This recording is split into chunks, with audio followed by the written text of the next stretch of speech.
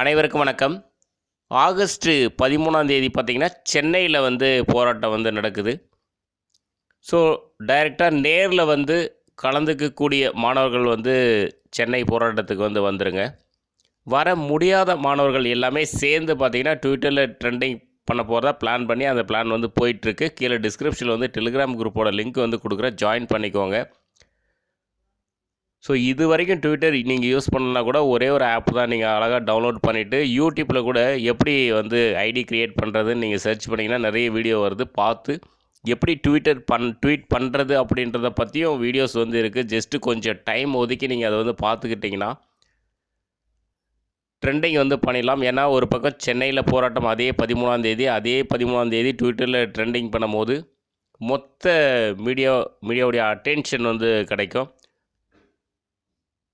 So support பண்ணுங்கள். கீழே Telegram குரூப்போட லிங்க் இருக்குது, ஜாயின் பண்ணிக்கோங்க.